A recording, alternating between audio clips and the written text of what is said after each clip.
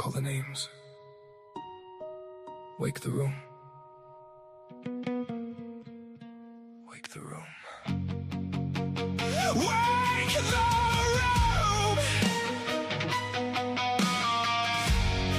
Lou, Rex, Pam, Naomi, Afasiana, Babbler, Monarch Soul, Jojo, Gray Eyes, fill my eyes. Poets assemble. No masks, no manners. Say it plain, or say it broken. Monday night in the garden of enlightenment. Low light lit minds, every line got intent. Clock ticks crooked and the room turns vigilant. Quiet so loud you can hear what the tension meant. Then it slips after midnight, manners get murdered. Nice little masks get cracked by a word or a murmur. Twisted Tuesdays twist truth till it turns on its heel. Clean cut faces go strange when the dark gets real. You can feel that shit, that slick little slip when the grin stays sweet, but the eyes don't sit. Like the room grew ribs, like the walls grew ears, like the hush got hands and it's pulling you near. And the words don't rest, they press. Put a heel on the chest, leave a dent in the breath. Every line like a knock from the back of the brain. Like you came in one shape, you won't leave the same. Late night poets, where the room leans in, where the sharp gets shown in the soft dome dim.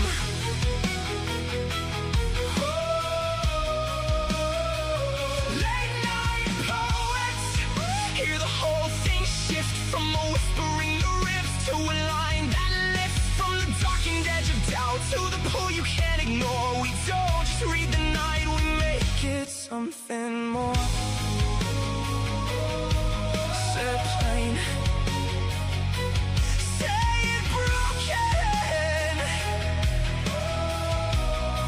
Late night poets, Wednesday breaks, parts in the parts, ink down the spine, half halo, half hazard, both hands in the light. In the yard of seduction walks soft through the smoke, silk on the tongue with the blade in the joke. Books and bards wakes dust in the depth of the shelves. Old ghosts lean out and start naming themselves in a craft and sullen up the ache gets a voice. Pain stands up straight and makes silence a choice. Then break on through when the devil gives way, when the masses sink but the pulse says pray. Echoes in the dark go hunt the fear, that thing when no name starts ringing in your ear. Say it, say it. Fill my eyes with poetry, don't water it down. Let it bite, let it bloom, let it burn through the crowd. Bad company grins like a bruised dress smart, and rhythm and rhyme puts a boot through the heart. Late night poets, where the room leans in, where the sharp gets shown in the soft dome dim.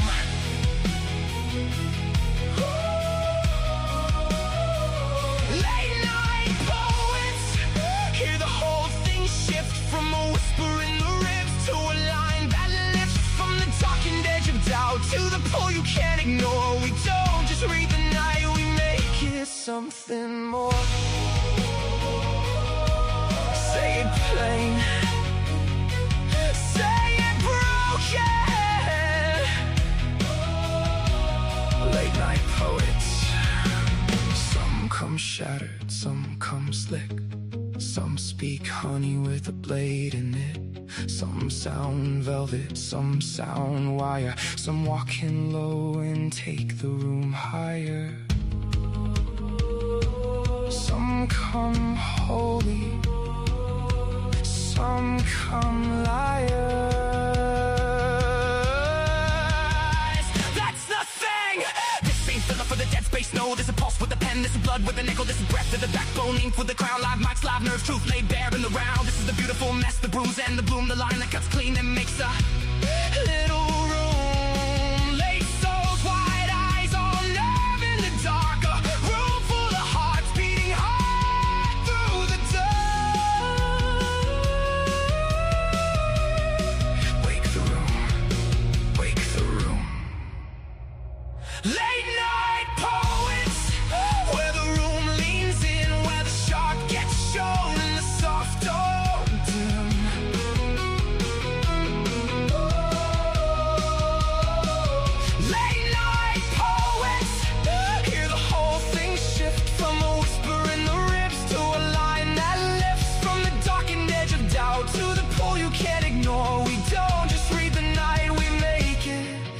wanting more. Late night poets, when the clock slips past polite, we tell the truth. L&P, we love you.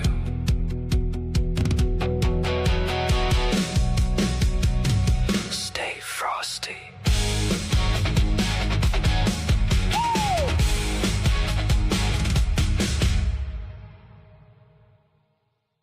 Hello and welcome to Break On Through. Here you can travel realms uncharted, blur the lines, break the chains, open yourself to possibilities waiting to be discovered on the other side. I am Pam Ray, and with me is my co-host, Intimitus Rex.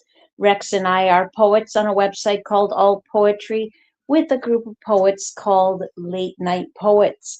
If you find tonight's show is not your cup of tea, please check out our other shows. We have 1 to 2 shows per night on a variety of styles of topics and poetry, something to suit everybody's taste.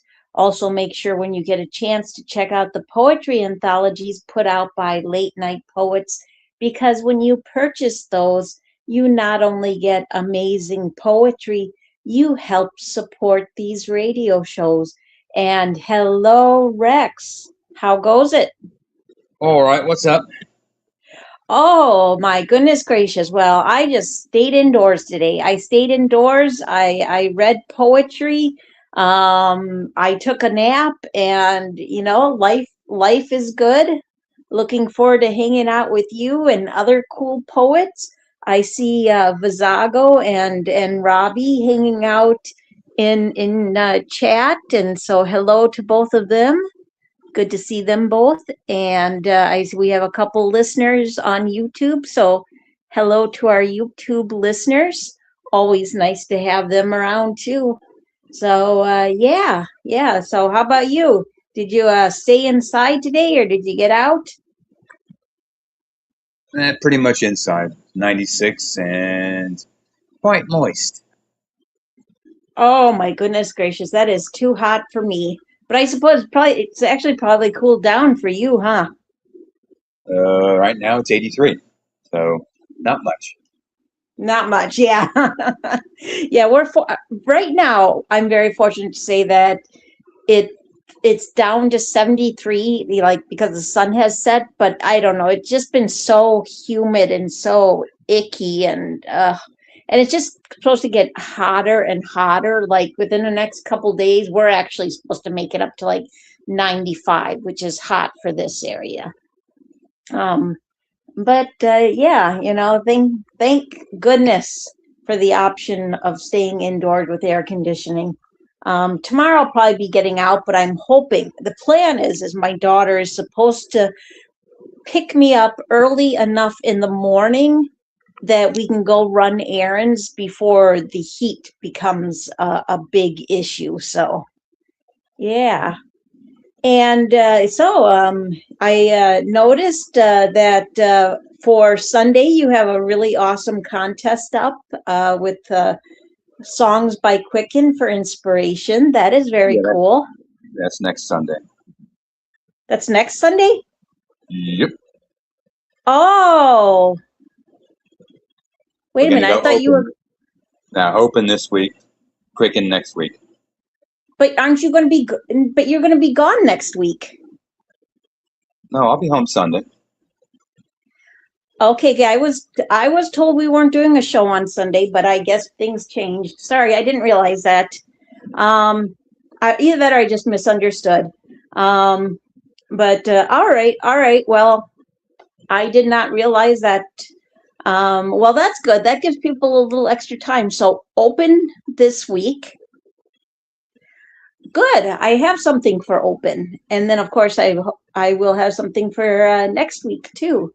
And you got another awesome contest you have up is, and I'm pretty sure I don't have this wrong, for this, our next After Midnight show is quotes from Jack Kerouac, huh? Yep. Very nice. Very nice. I like that. I like that. I feel like sometimes with after midnights, it's nice to get back to the basics. Like Bukowski, Kerouac, Ferlinghetti. I actually meant to back in May or June. In June when his birthday is, I meant to do Allen Ginsberg, but never got around to it. And that's probably going to be one of my next ideas for after midnights is poetry or quotes by Allen Ginsberg. But yeah, good stuff for sure. And Vizago says it is still an inferno here in Spain.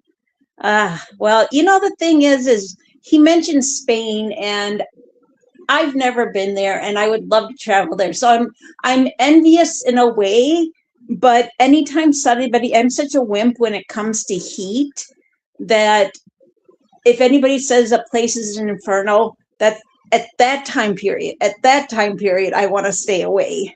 So, and Robbie says he stayed indoors from 2 p.m. or so on because it was getting hot. Yep, absolutely. I get that. Oh my goodness gracious. But well, yeah, we got a great lineup of poetry for tonight, Rex. We have a couple of carryovers from our last Break On Through show. And then we have poetry inspired by the artwork of Marcos Alvarado. And I really like his artwork. It's kind of psychedelic. It speaks a lot. Like he has a lot of imagery that has to do with the universe, the sun, the moon, the stars, skeletons, the spiritual and the physical both being connected. He also has what I would say is also romantic and sensual, speaking on deep connection between people. And I think there's also, to me, in his artwork, a social commentary. It's very layered. I don't know exactly like what like I want to. I don't know if psychedelic's the right word, but it definitely has. It has a vibe all its own. And let me see if I can find him. And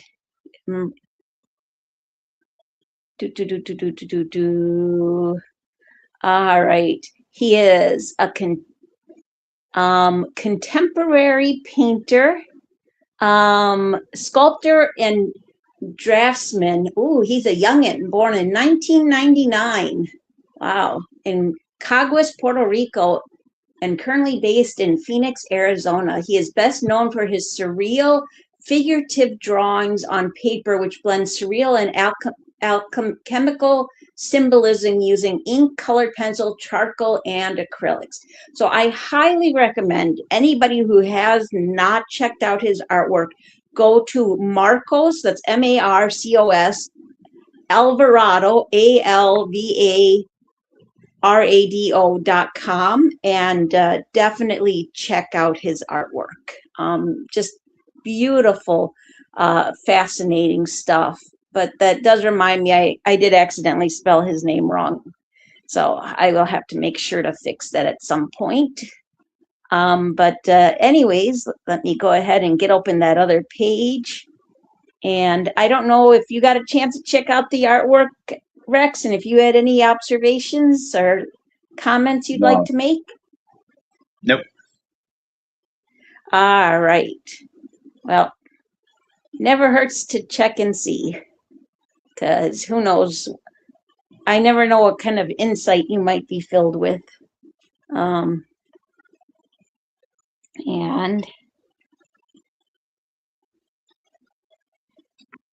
And Robbie says he is definitely going to check that out. So, all right. Very cool. Very cool. All right.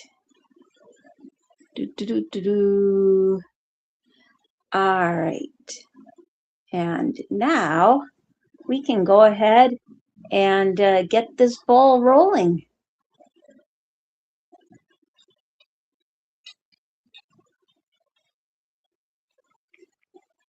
All right. So what do we have first, Rex? Too Clever for Love by Randa Yosri. That one's yours. All right.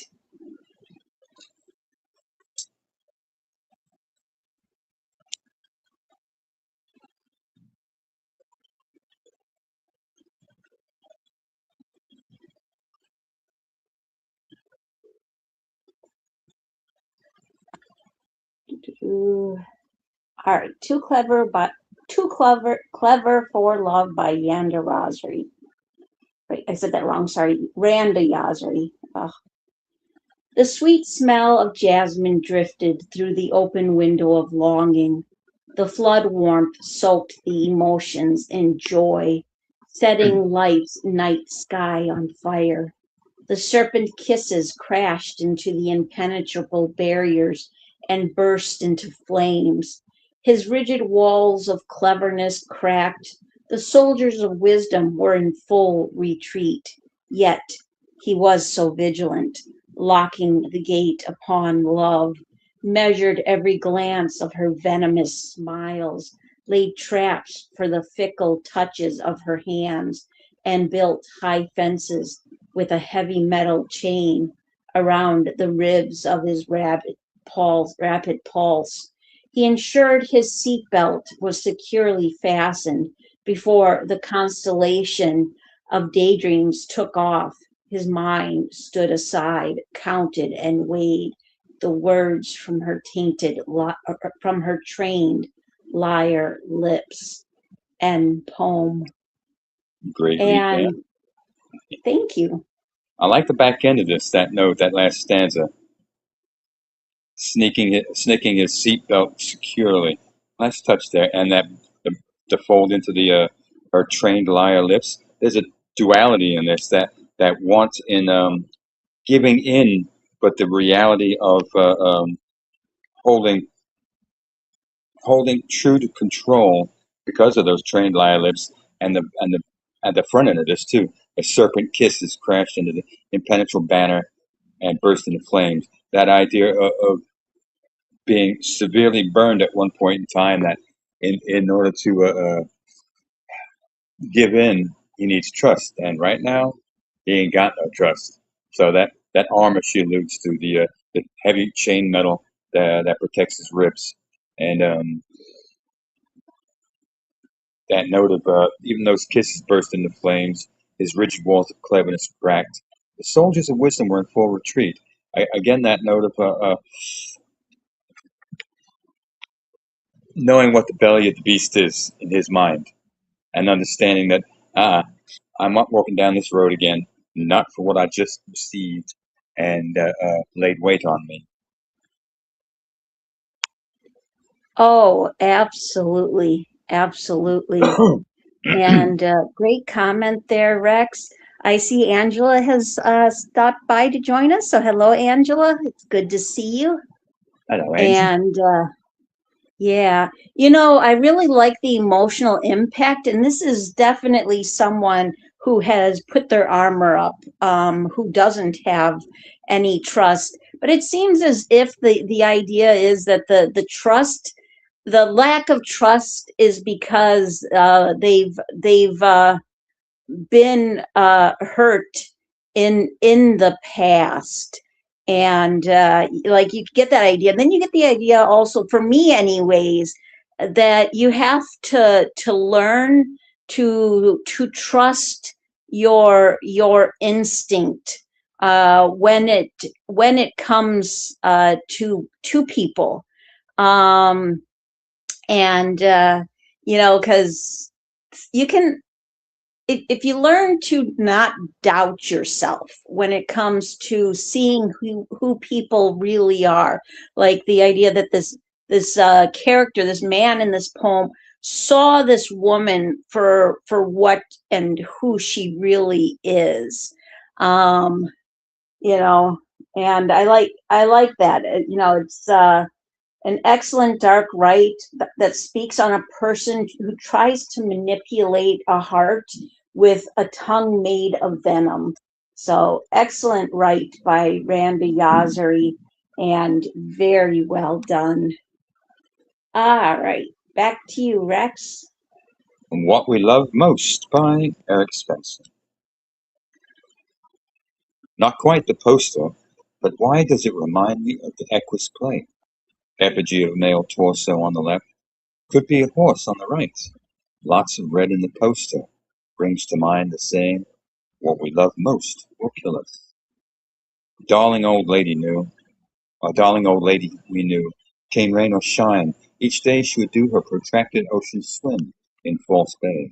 A sprightly, energetic 80 plus, brighter than the shiniest button she was. All that remained of her was her bloodied swimming cap. False Bay, on the way to Cape Point, is known for its infamous white shark attacks. Daring old lady always scoffed when people cautioned her against shark attacks. My late father was a cattle whisperer of note. Whip in hand, he would control herds of 500 cattle. During bitter cold winters, he would carry bags of salt to his charges, roll out drums to bleed out sluggish, slow molasses treacle.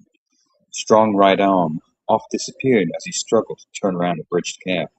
He would oft quit. The more I deal with people, the more I love my cattle. The last faithful winter working his cattle in the corral, a Brahmin cow impaled her horn through his right arm. Though it took 3 years after that stroke, what he loved most killed him. Potent portent this image. More images emerge as I study it. You will still be the death of me. What you love most will kill you. In the Equus play, the bare-chested bow and tights with ample pouch and horse's head seemed a poor nay for me. Rule of thumb: may love of poetry be excommunicated from this pariah phenomena. Why would what I love most end up killing me? What do you love most? Tandem glide they do, the power of words and paint pigments. And poem. Great read there, Rex. What a fabulous write by Eric. I gave him the bronze in this particular contest. Oh, and I'd also like to say hello to Monty and to Yumpy. It's good to see both of them. So very cool that we've got a regular gang hanging out here. All right, but yeah, this just has amazing imagery, and just these really thoughtful and heartfelt lines.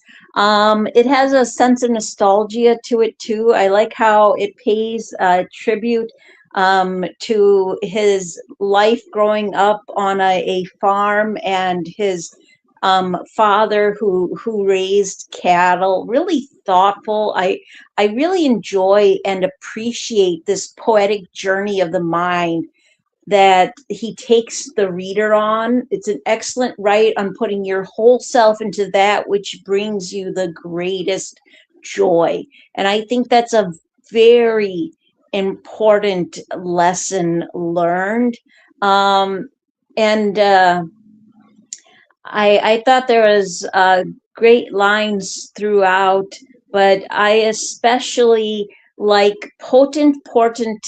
This image, more images emerge as I study it. You will still be the death of me. What you love most will kill you. In the Equus play, the bare-chested bow and tights with ample pouch and horses' heads seem to paw nay for me. Rule of thumb: may love of poetry be excommunicated from this pariah phenomena. Why would what I love most end up killing me? What do you love most? Tandem glide they do, the power of words and paint pigments. I think those are just absolutely amazing lines on the idea that there is this deep connection between between art and poetry. So excellent write by Eric, and very well done. And Nice. your thoughts, Rex? I think Eric kind of triple dips. He offers up a number of images that can be drawn from the picture itself. Plus, walking on that idea of what we love most will kill us. There's some truth in that, but it also walks another line. Love what you do, and you will never work a day in your life, which she alludes to in the back end of this by hitting on that. May love of poetry be excommunicated from this pariah phenomenon. You got that right, Eric, because you do well with it, and you always drop in some allusions to keep the mind dancing as well. But also, there is some truth within that line. What we love most will kill us. It's when you go too far into something and it consumes you, thereby eating at you. But if you're doing something that you love, then again, you won't work a single day of your life because there's a happiness in that note, and that's what Eric is alluding to on the back end of this tandem glide they do. The power of words and paint pigments, the thoughts, the ideas, the imagery that you can push across for someone else to dip into. Absolutely. Absolutely. Well said there, Rex. All right. And what do we got next? We have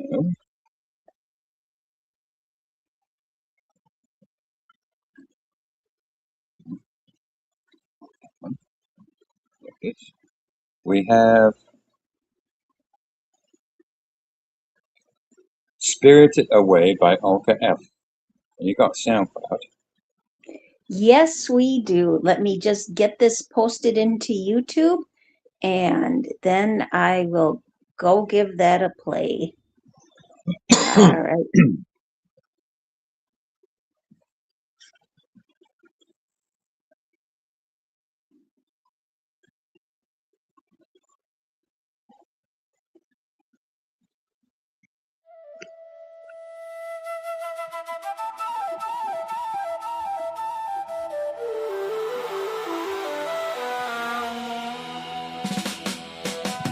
Gods, no shit, they got it forbidden.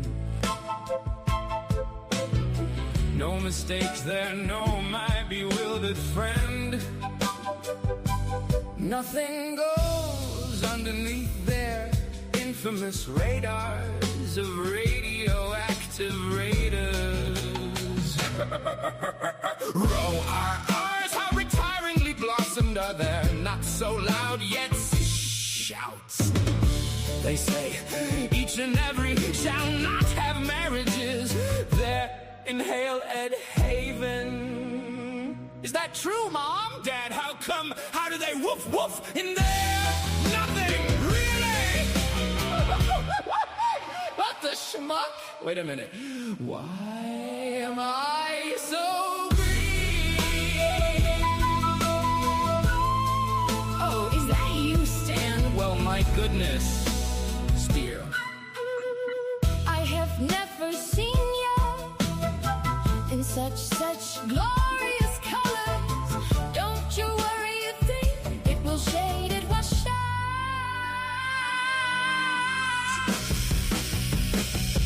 Elizabeth, look, SOMEONE is watching us. What are they? Gosh! I'm so late. Did I miss anything? I'm sorry, my Oh, cats, yes, yes, my cats. Alright, I'm gonna be honest with ya. I'm so wasted right now. And that last babysitter, total disappointment. Can you believe that?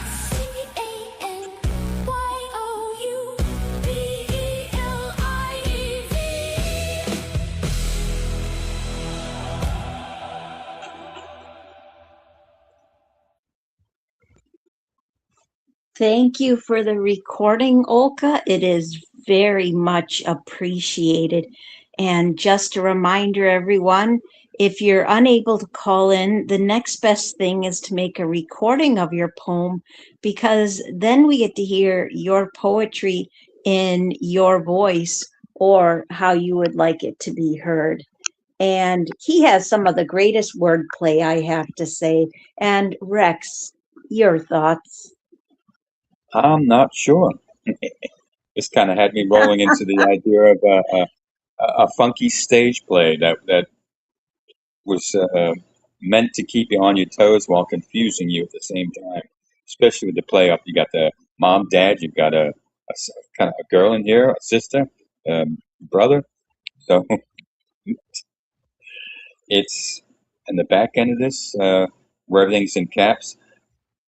I'm so late. Did I miss anything? I'm sorry. My oh, cat. Yes, my cat. Um, all right. I'm gonna be honest with you. I'm so wasted right now, and that last babysitter, total disappointment. Can you believe that? How about a note to leaving the kids at home with a babysitter, and you go out and have a good time, and you're kind of confused on the way home because you dipped a little bit too far into that rabbit hole. Oh my gosh. I just love the phrase. I have to say, I just love the phrase a funky, what did you say? A funky play or a funky, Yeah, oh my funky gosh. play. Yes, Something and off totally. Broadway. Like this is like Tennessee William on shrooms, or like Oklahoma. It's the stage production of Oklahoma put into like a heavy drinking binge. But he does actually give, I think, a little bit of hints in his AN, so that's very helpful. But even if he didn't have the AN hints, I would appreciate this. First of all, because of the word play, with no shit, no shirt. I like that. And sway way. But it does, like, there's like mention of friends, there's mention of family, like mom, and there's that idea of like and then as it becomes more and more intense, and I think he represents that very well with the capitalization, using capitalization to represent that moment where it feels like somebody's shouting because they're falling apart, and there's just this intensity to it. There's this it feels almost like you like, I imagine somebody dancing around a bonfire just going completely wild, like no dance, like a kind of an interpretive dance where there's no set form, but it's just the arms and legs flailing and everything is just going wild. And he said, let's see, he was inspired by prompt 8, of which he said, very disturbing painting, by the way. And you know what? I like disturbing. I like when people, yes, that was the one with the man with the dragon mask and a suitcase and a dog, and they're stretching over a river. So that one was actually a little bit different than the other artwork. I'm glad he chose that one to be inspired by. But yeah, I really, really like how edgy this is in its presentation. And he says, P.S. hint, starring me again, L, me mom, Stan, me pa, death, standing for dimensional, empathic, atrocious, tyrannic, ferocious. And he says, tags spiritual, theatrical, love, comedy, dialogue. So definitely your observation that you made there, Rex, was not that far off at all. So very cool, right? I like this. Yeah, Especially. It's kind of Oh, go ahead. farcical, like arsenic and old lace. Everything haphazard, working all at once in the same rain. Yes, exactly. Great observation there. All right. And what lovely poet will we be reading next? Unseen Dream by Way Down Upon Joy. That was yours. All right. Give me just a moment and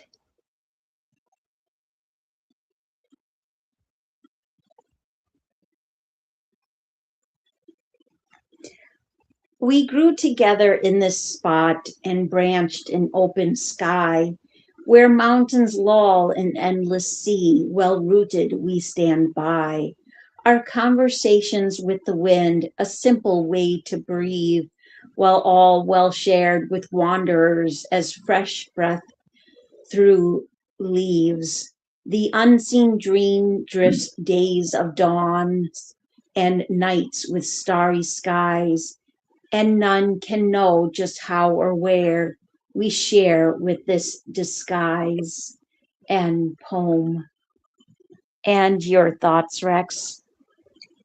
Um, it rolls into that note of the grander scheme of things, while the tree itself is the main note, and it rolls into that idea we grew together in this spot and branched over the sky, and finishes off with that note of finishes down there. A simple way to breathe while all well shared with wanderers, as fresh a breath through leaves. Oh, it notes the understanding factor of the tree being a smaller part of the equation.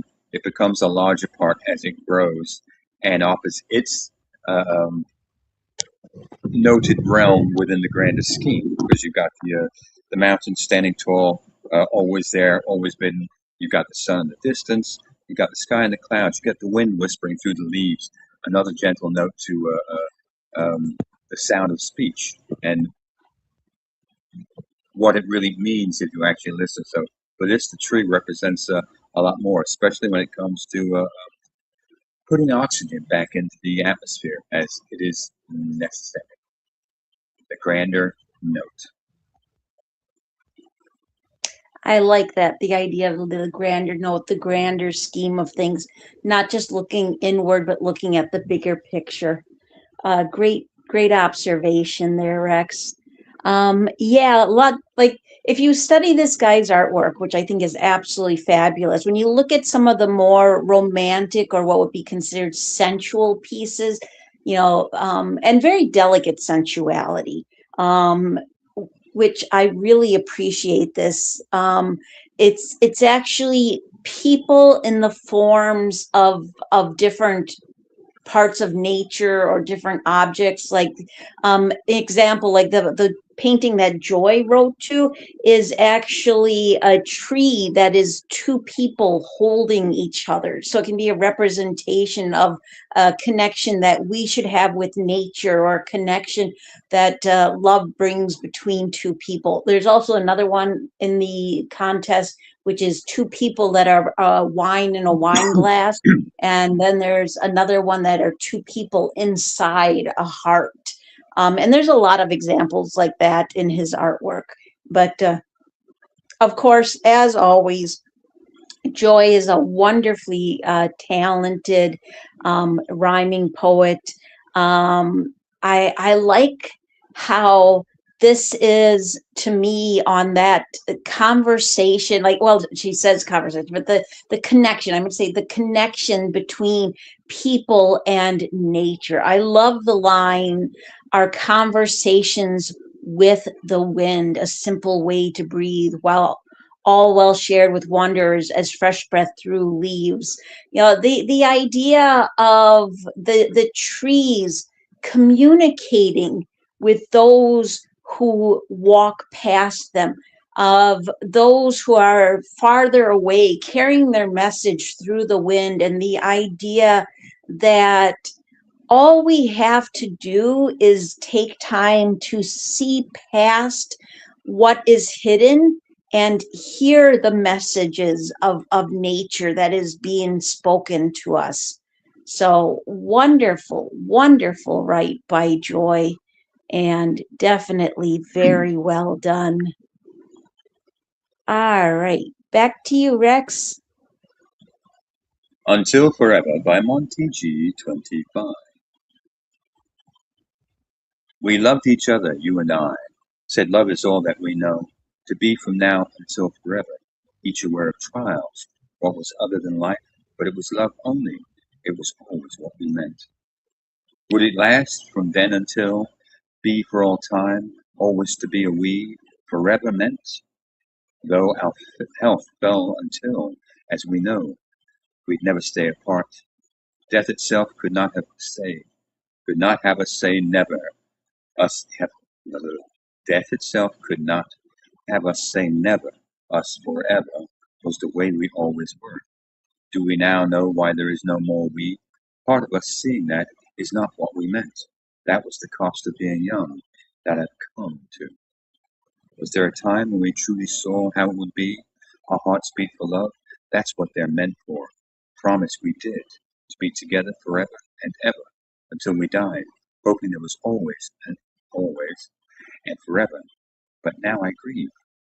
We've no forever and ever and bon.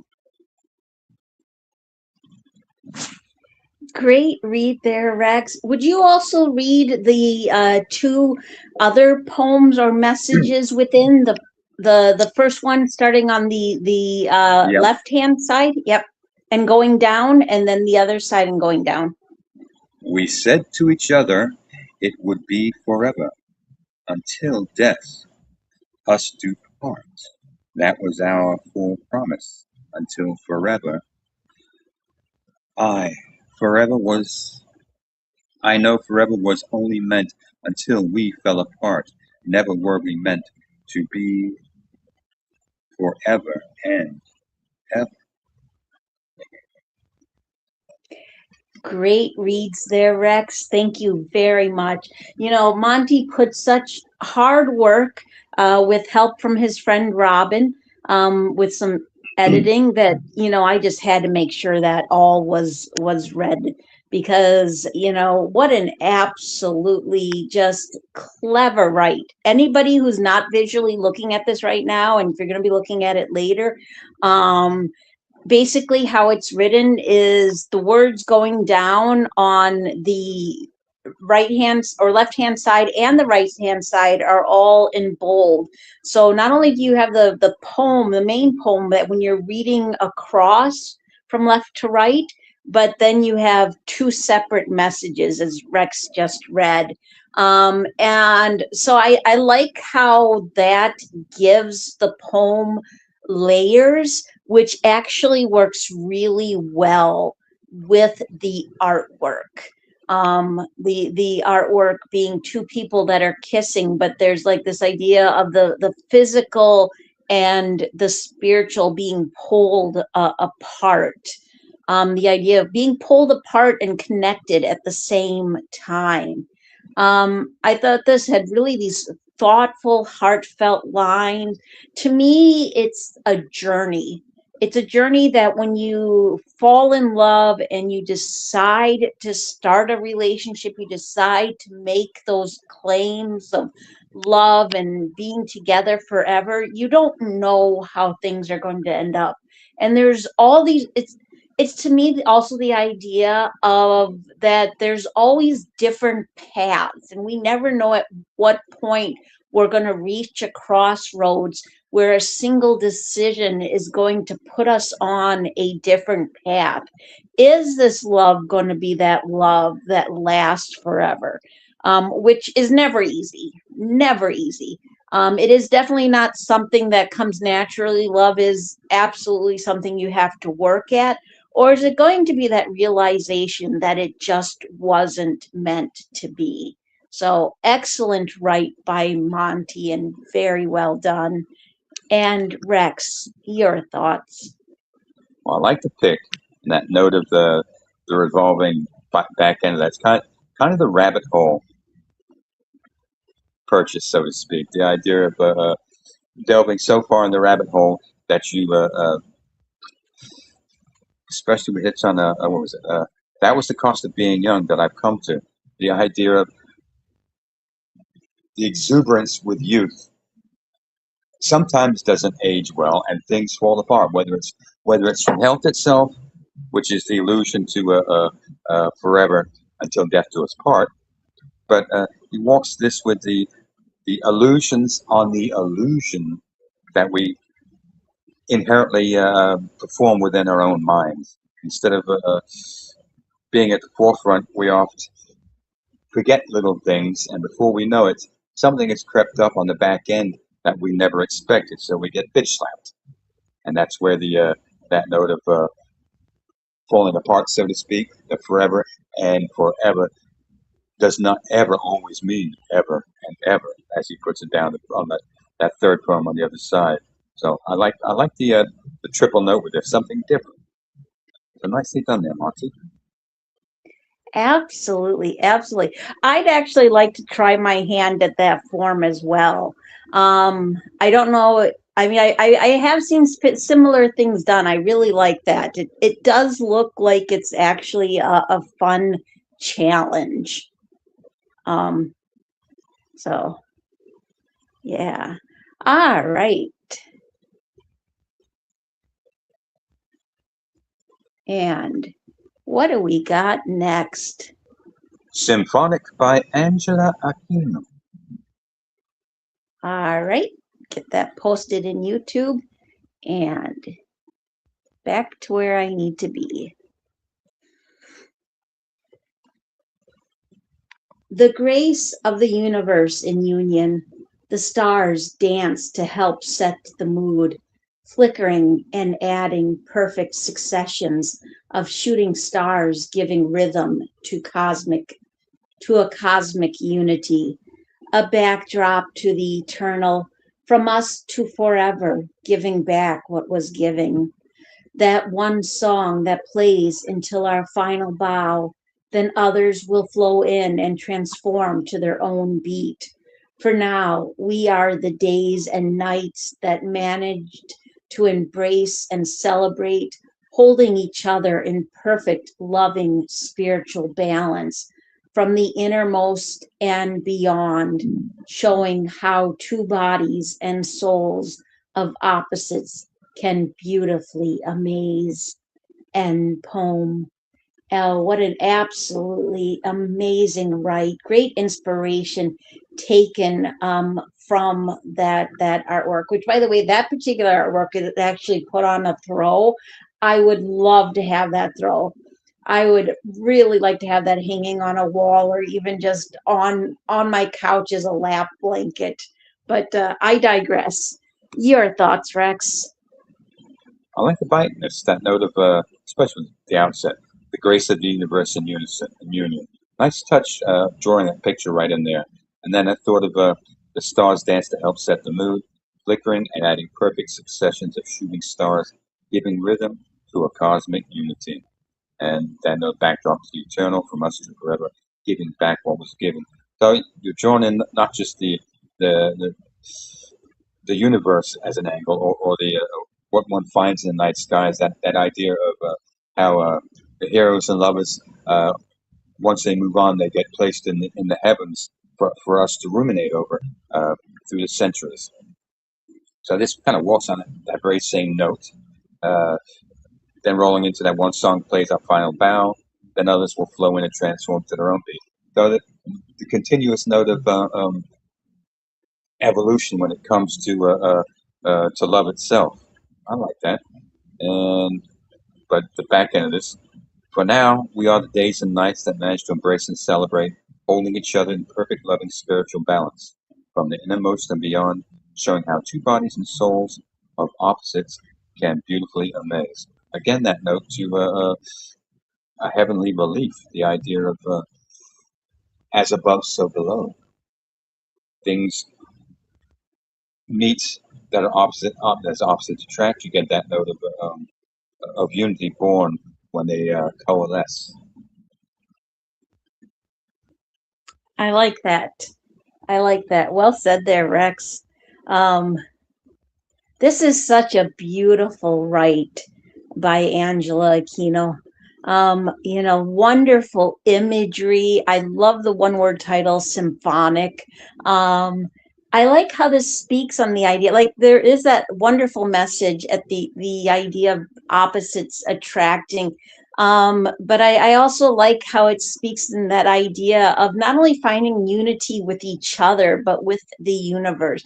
To me, Angela's right connects so well, not only with the prompt she attached to her poem, but with so much of the artwork of Marco Alvarado.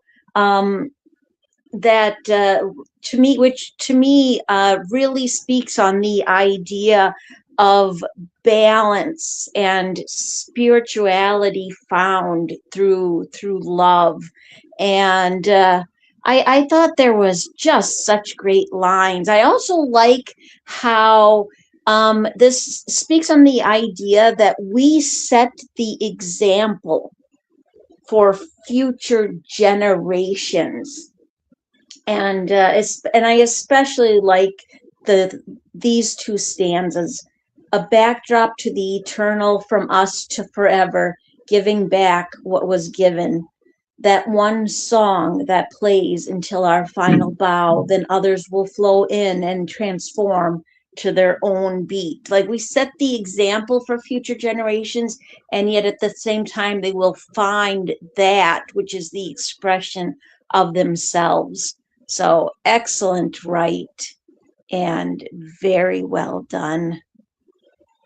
And back to you, Rex. All right. Coffee with a Ghost by Basado. Morning. The house wakes without waking. I carry yesterday to the toilet, a bucket filled in the night by someone who cannot walk. I rinse it clean, put fresh coffee on her bedside table. She doesn't move, doesn't know I'm there. Her eyes open for a moment, empty. Somewhere I cannot follow. The dragon is awake. She isn't. So I leave her there, still breathing, still mine, still far away. I sit downstairs, coffee, a spliff. The morning breeze slips through the open door like nothing's happened. The birds don't know. The sun doesn't care. The hospital bed stands where our dining table used to be. Our home has learned a new language. I drink with a ghost, not because she's gone, because she's somewhere I cannot reach. When the coffee has gone cold, I go upstairs again. She sleeps. I watch, and all I can ask in silence is, why? And poem. Great read there, Rex. Oh my goodness. This one brings tears to my eyes. It is so powerful, emotive. It is the raw reality of being a caretaker for someone who is terminally. I mean, I can't imagine. I've never been in this situation myself. I've had friends who have been. Everybody that I cared about, loved, that died, did so in such a way that it was quick and unexpected, which is it's like it's a different kind of heartbreak. You know what I mean? Like, they're both painful, but the idea of watching the slow decline of somebody and watching them struggle, but I don't know, like, I really like, and honestly, I hope and pray that this is a past, like, you know what I mean? Like, I really hope and pray that there is this idea of healing, and that the healing has happened. But either way, I mean, the emotional impact isn't this is strong. I think this is a right that many people can relate to. Many people have been in this situation. I had a friend whose mother just recently passed away, who was in hospice care. And I mean, this is very visceral imagery, And what he does is he takes the everyday imagery of life, of living with sickness, and trying to stay connected in that relationship while these changes are happening. And it's and I feel like also the mention of coffee, like it's the idea, I like that because it's the idea of trying to keep things normal, but the taking away of the coffee as it's cold is that idea, the realization that things are a different kind of normal now. They're not as they used to be. I think this has strong lines throughout. And thank you very much, Vizago, for sharing this with us. And Rex, you did a great read of that. Your thoughts? I like the setup, the single lines and the spacing. It forces you to slow down so that you can read into and between each line as you roll forth. Um, it also it also gets you to think in the moment because he drops out. I like this note. The dragon is awake. She isn't. There's a double note to the dragon itself being the disease, and also the medication itself as she isn't.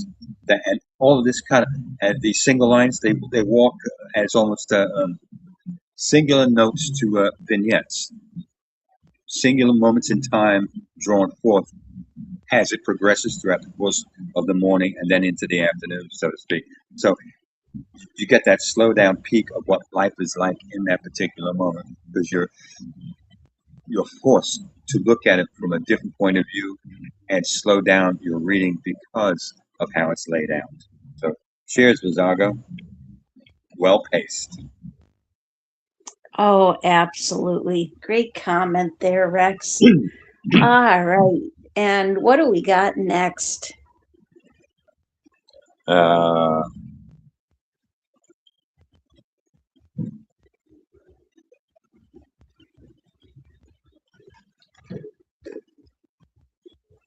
Dem Bones by Weaver of Dreams.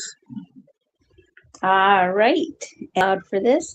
Let me just get the link posted in YouTube, and then I'll go ahead and go play that. All right. Do, do, do, do, do.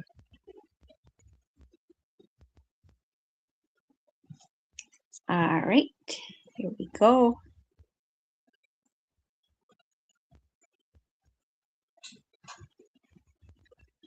Oh, come on. All right. All right. Just do a little chatting, Rex. I'll be right back. Didn't upload or didn't it take? I guess we'll find out in a minute, won't we? But that's all right. Dem Bones. Are we getting funky with this one, Kate? Dem Bones?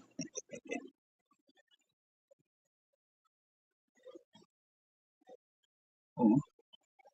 You put some length into this one too. I like that. All right. Let's go. Jiggle our buttons until Pam gets back with the sound cloud for us to enjoy.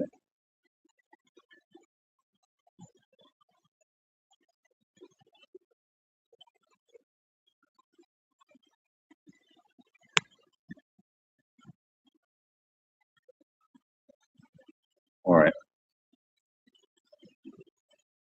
What's going on out there?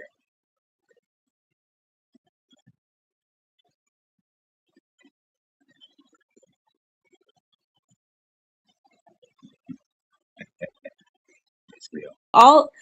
All the audios are loaded as needed. The only thing is that for some reason I'll occasionally have a problem when I'm on the specific page where the audios are that it won't scroll down. Like it's not any other page, it's just that page.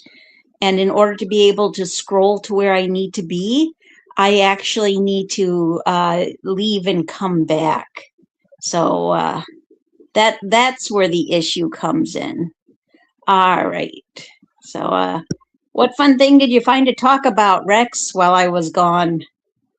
Well, I'm just commenting on the note of it's called Dem Bones. Just how rich is this Dem Bones gonna be? All right. Well, yep, we have Dem Bones by Weaver of Dreams, and here we go. This week is the finale of Dancing with Bones, as our two remaining stars each battle for a win. The contestants, Distal, Phalanges, and Pectoral Girdle, have worked hard, are looking match ready and thin. Distal Phalanges says he's had a rattling good time. Miss Girdle boasts she now feels incredibly on point. Though agree it depends on which dance they have, whether it goes really badly or they rock the joint. The moment arrives, we find Distal has the samba, always a difficult dance for those male participants. There's intricate footwork and rapid hip movement, so expect to hear some of Distal's infamous rants. We come to Pectoral's dance, the Argentine tango, displaying a vertical expression of a horizontal desire. Pectoral usually sings country in a tee and torn jeans, but thanks to makeup and wardrobe, she looks on fire. Distal's first, and disaster strikes. He's stilted, out of step.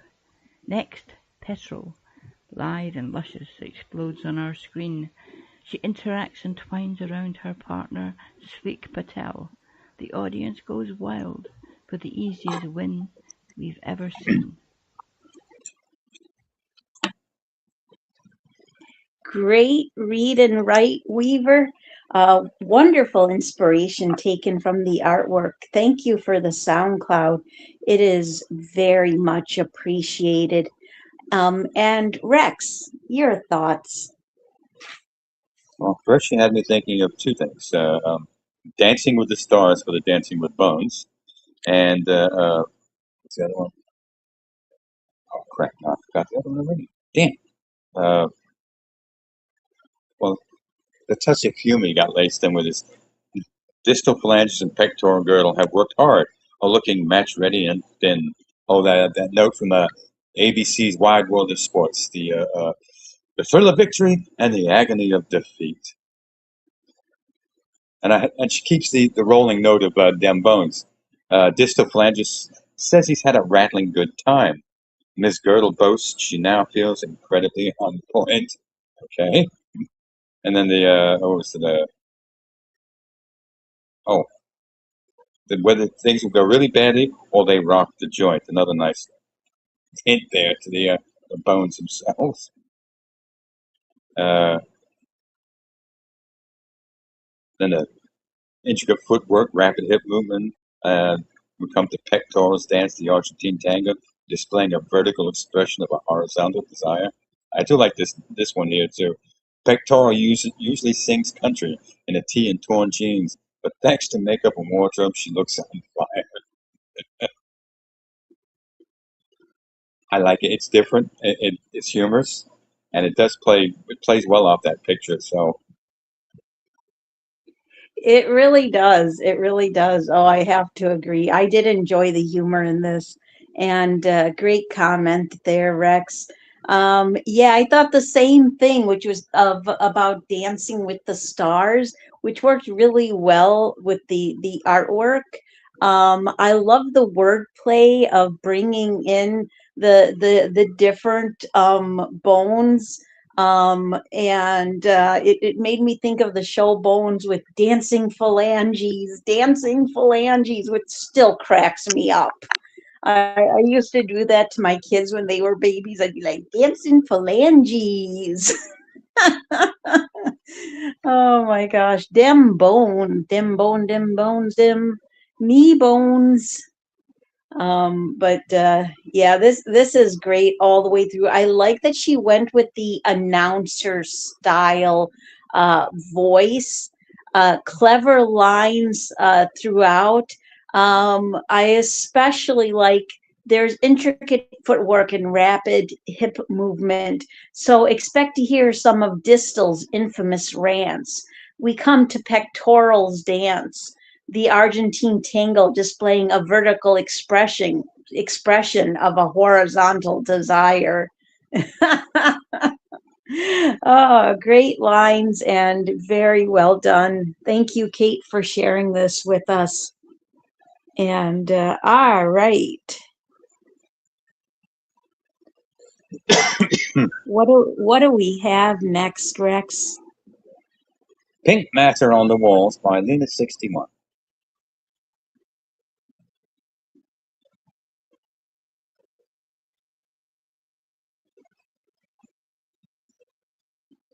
You just love jumping all over the place and throwing me off, don't you? Not really. I'm just following the glide of opposites. All right. Well, let me get that posted. And then I will go ahead and give it a read. All right.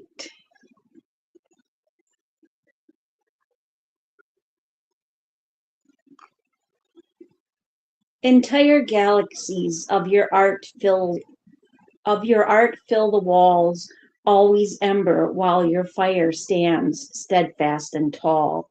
Why must we dilute our confessions so the query would be small? My fuse lit and engulfed, flames spit. Once they catch, combust, then burst, they blow to bits. Compress my whole book chapters like captors won't let go of our craft, like separated parts of two cut in half. Found the gorilla glue, stick the pieces back, but now we see the stitch and the scar. We try to thread intact the truth, like braille letters appearing within, embedded, embroidered, sutured in skin.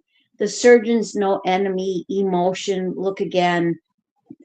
That imposter you foster is convincing as kin. If you look at the fine print, just pause, take a moment, count, contend, but don't pretend that you know the terms of service. When you read just a letter, you get nervous because you know your entry's porous, full of holes not meant to flourish. You may think I'm empty, but those are the places my love embraces. It's thrilling to fill the spaces, reside in residue, make marks that left traces. My open motto, poking still, steel bravado, hope and feel. Instinct, I shook, caught, left hook, kneel and nurse my cheek, a cold and subtle hue, swollen beat, purple, red, and blue, a peak, a peel, a sneak, a seal. In seam, it's sealed. Commend, congeal, accrue, converse with ice and heel.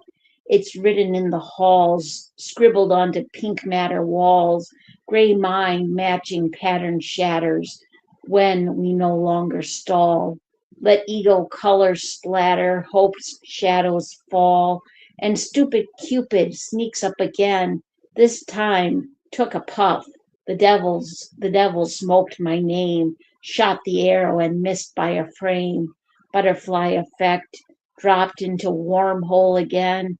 Parallel body, mirror image life, looped back in reframe. End poem.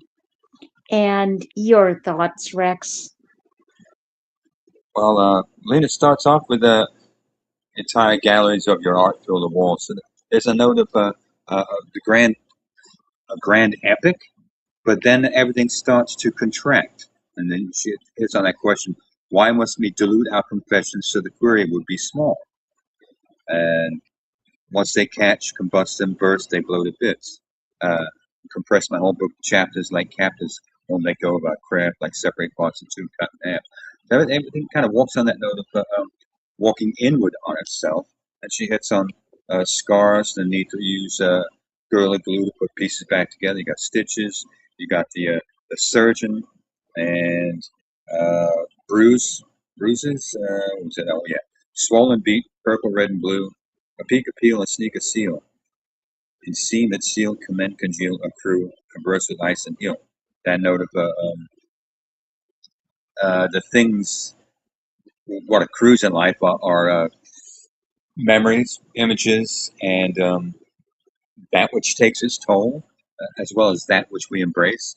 So along the way, we tend to contract on a lot of things, so they make sense, or we get rid of them in the moment because they weigh too heavily. So that note of converse with ice and heal is that idea of not worrying about the change that comes along. Be in tune with the fact that the change will come with it, because as you get older, things may compile, but change does occur because you have to walk different paths as you get older. You wear different hats. You have to walk a new routine, changing jobs, something else, something along that line. And you don't be afraid of the note that something has changed. You dip into it and walk within that change itself.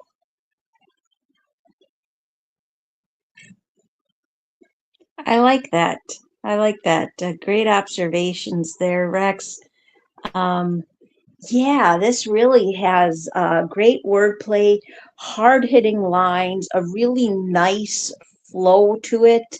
Um, I I like how this speaks to me on a journey of healing, of being broken and putting yourself back together, and the idea of knowing your own strength, knowing your your own capabilities, and not allowing people to hold you down, to put you in a box.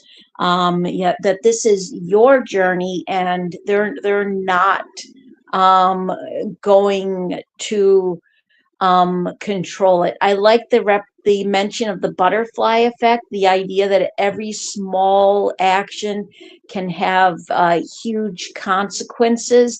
And I really thought there was great lines throughout. But I especially like compress my whole book chapters, like captors won't let go of our craft, like separated parts of two cut in half, found the Gorilla Glue, stick the pieces back, but now we see the stitch and the scar. We try to read intact the truth. Wonderful lines and very well done by Lena 61. And back to you, Rex. All right. Migraine by Ed Hunter. A flat tire, a burned out light bulb, a swarm of ground bees while cutting the lawn, a paper cut, a speeding ticket or running out of gas bills, water bills, electric bills, and of course, phone and cable bills.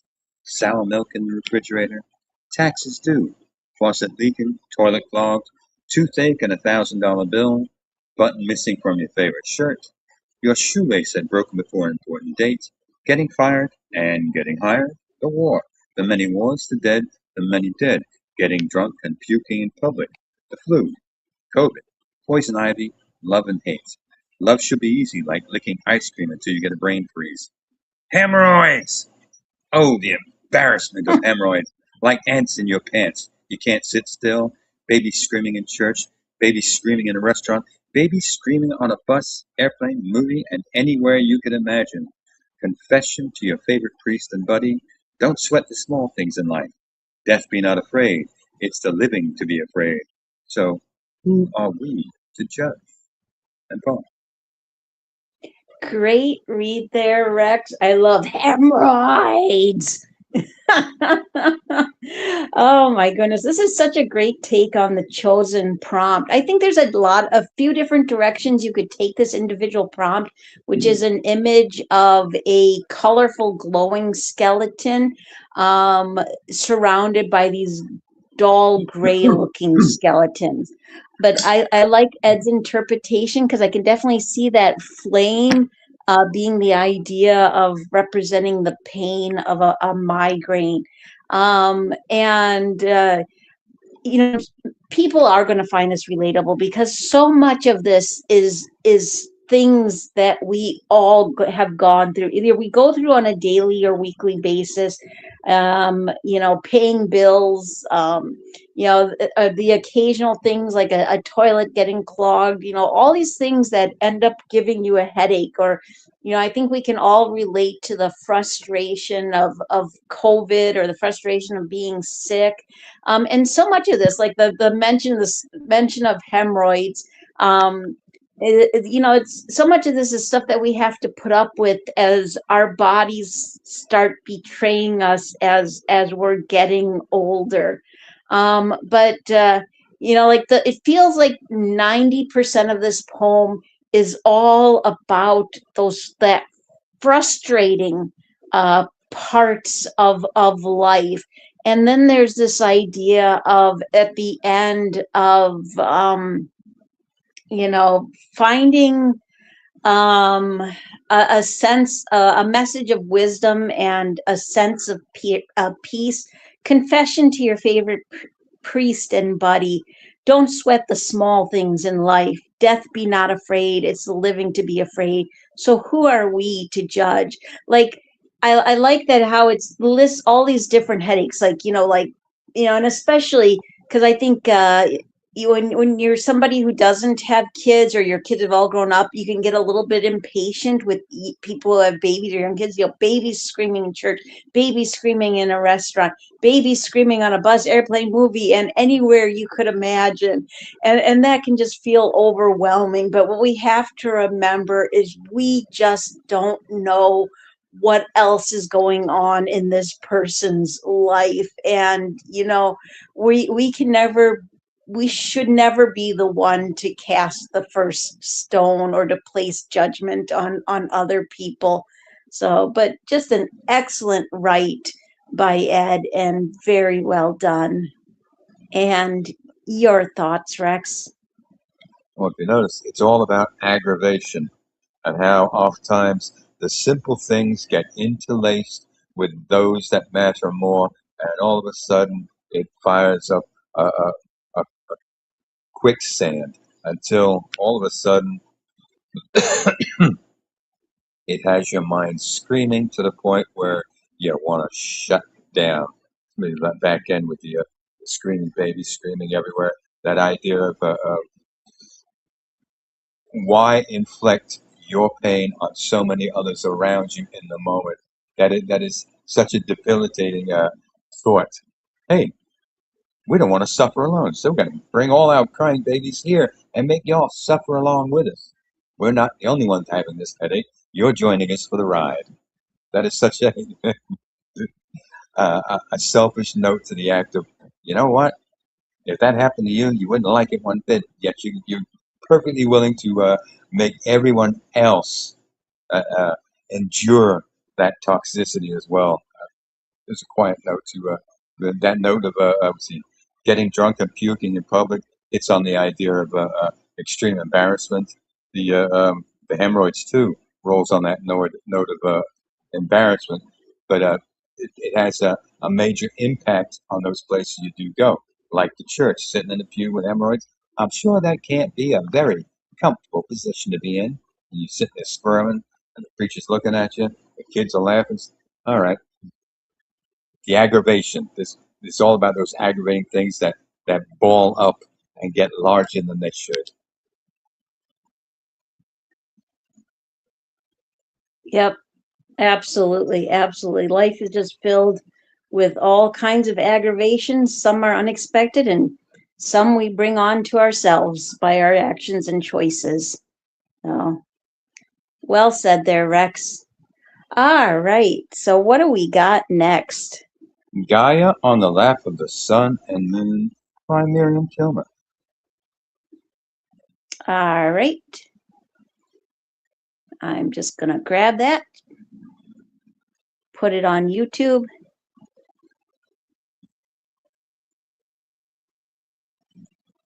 All right. And get back to where I need to be. All right.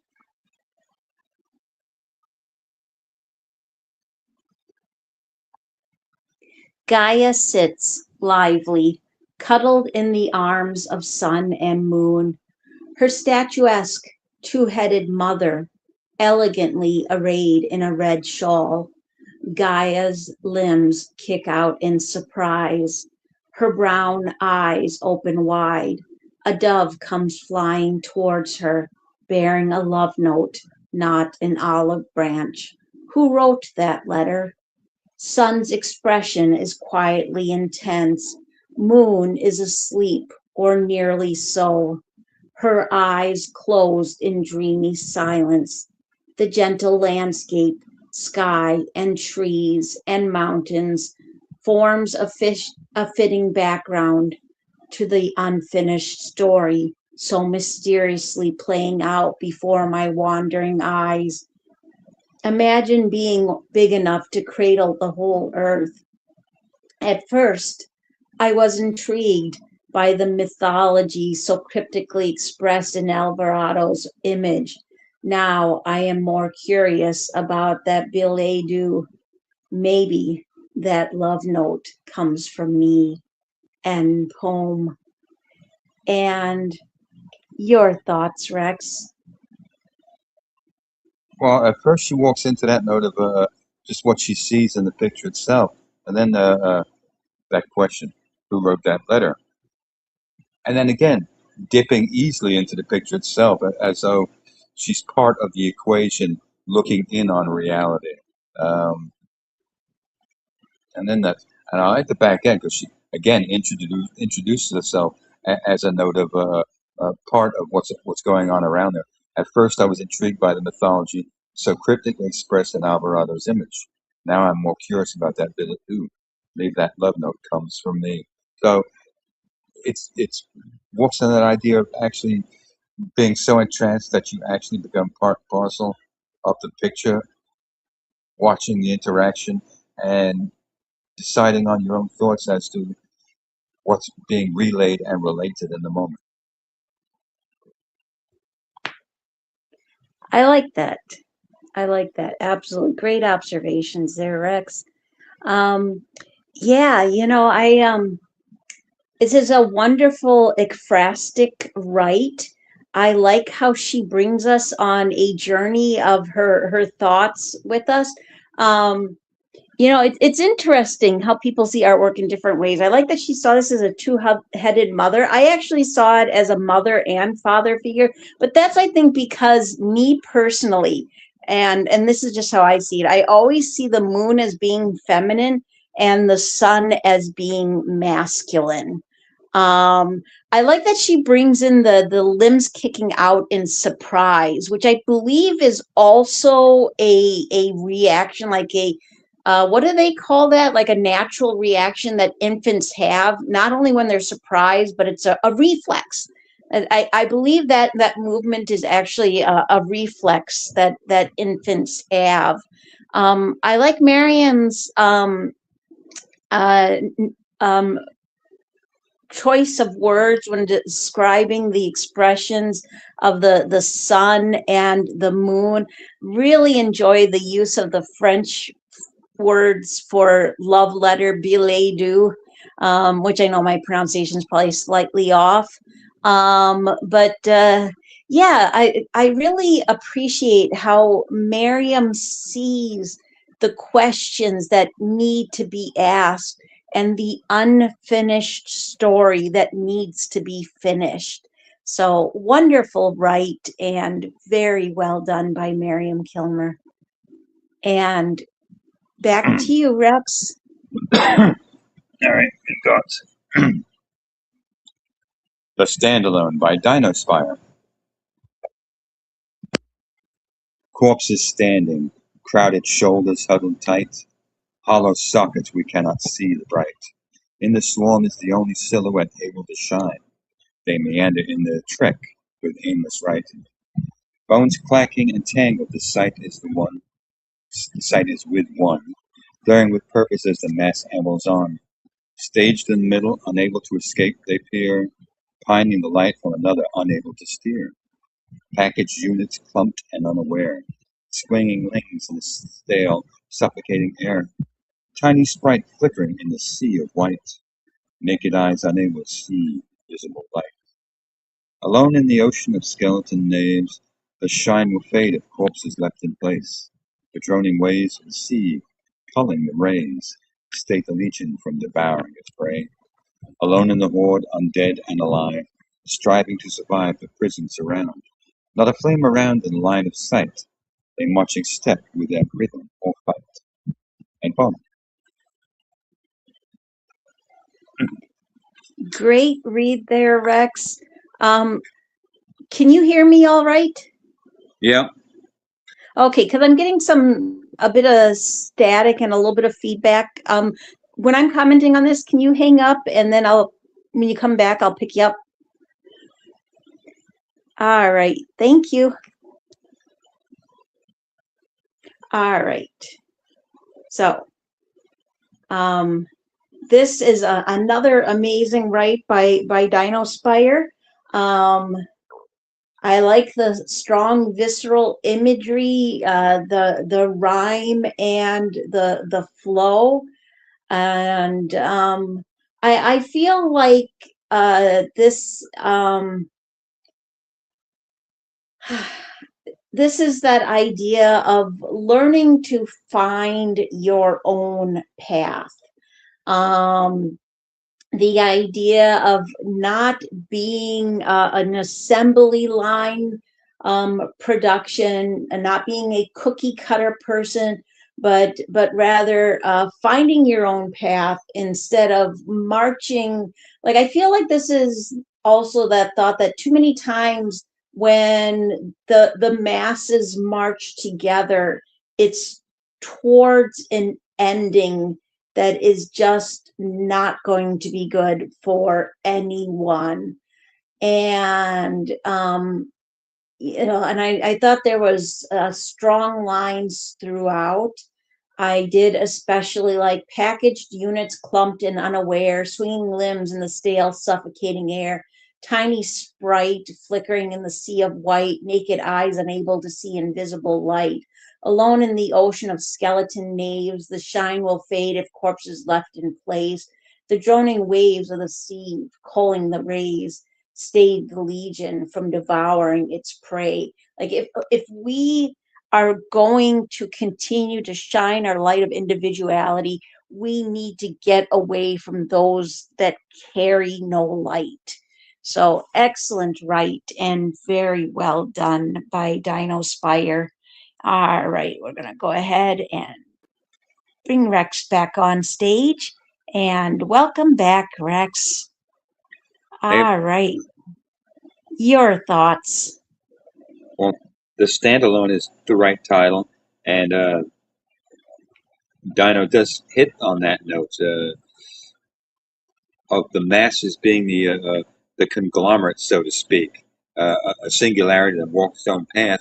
Yet within that, you've got a single note. As it's an in the swarm is the only silhouette able to shine. That first stanza.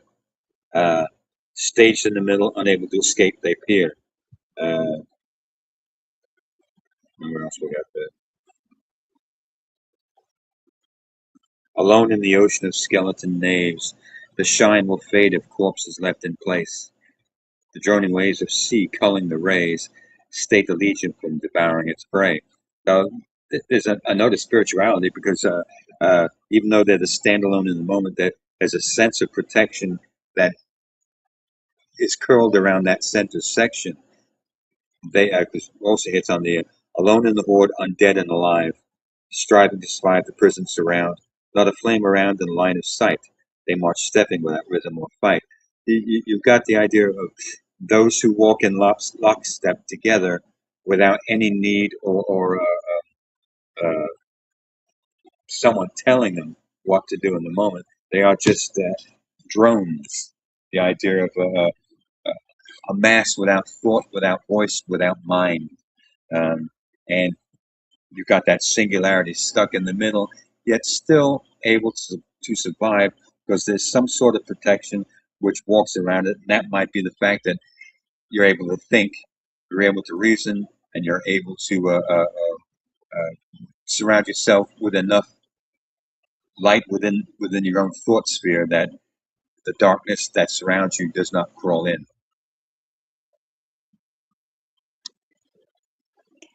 Great comment there, Rex. I like that.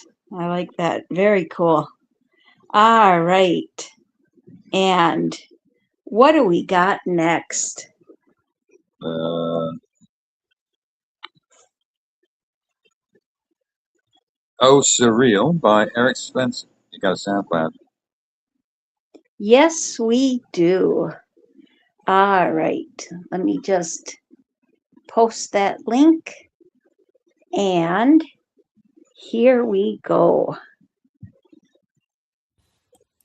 Surreal, wormhole, gateway, duality's checkered black and white trumpets, DNA string strain, find the balance, keep the equilibrium, butterfly from darkness into light, bequeath, spoken, gestation time over, stasis stuck no longer, stronger than ever.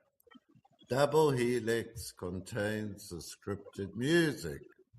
Does it grant a dirge or a ditty? Living library within, energetic dynamo ever spinning, fountainhead upon duality's dance floor. Make the move, shine on. Strings, strains, and subtle nuances. Extra incentive added. Geneticists say our dormant DNA is waking up. Sounds like Snow White waking up after that long sleep. Junk DNA suddenly becomes a vital commodity. Pulls in all wallflowers onto duality's dance floor. Surreal, inscapes clearer now, after centuries of rain entrainment's entrapment.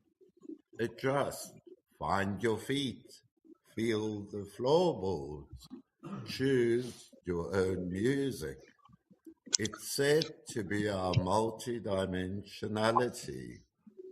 Junk DNA suddenly online. Splendiferous rainbows usurp pure, checkered, black and white. Canary yellow tulips laking their thirst, drinking in the sun.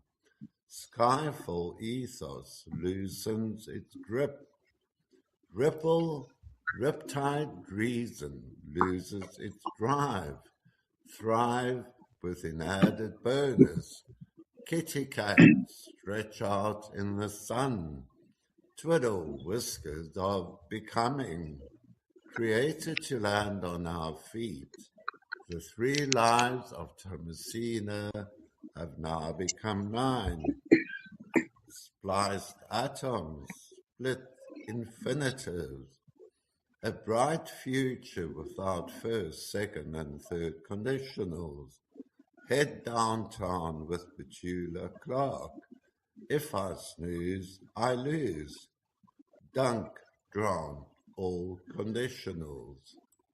End poem. Wonderful reading right there, Eric. Thank you for the SoundCloud. It is very much appreciated. And your thoughts, Rex?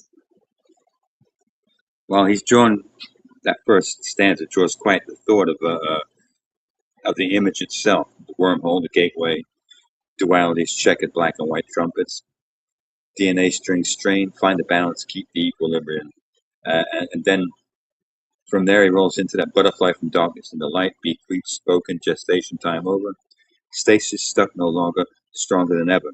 He's rolling on that note of especially because he hits on the idea of junk DNA now coming to awareness, so to speak, offering up those thoughts of all those lines and notes of DNA that we didn't have any note for, except the fact that they're junk, something left over from ages ago.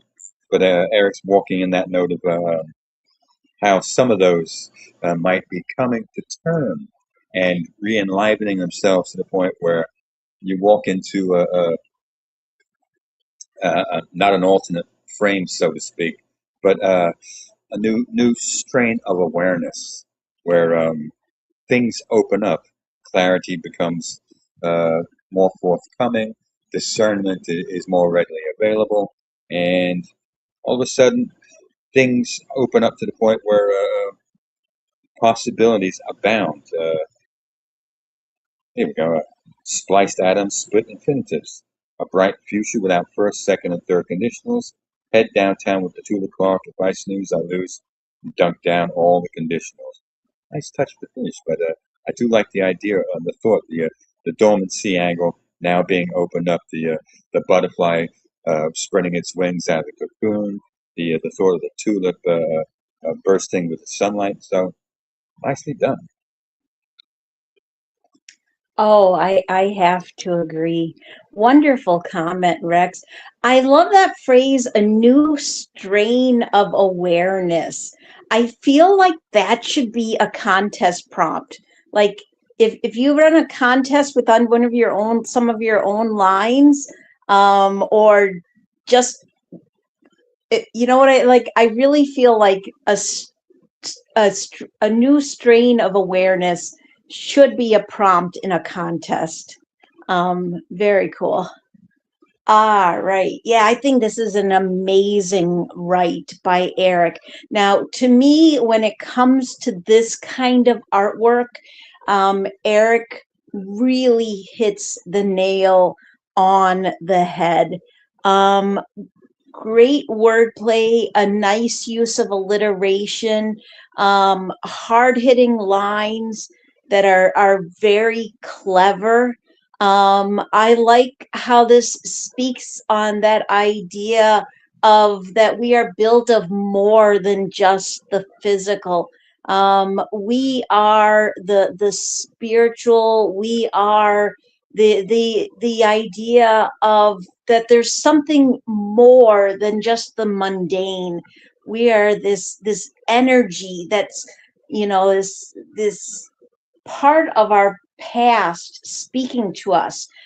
Our DNA has so much more to say, and there's so much more within our physical and spiritual self than we allow to actually be revealed and to come out.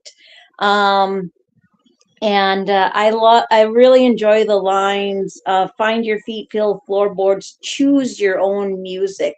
The idea of dancing to your own music, to your own beat.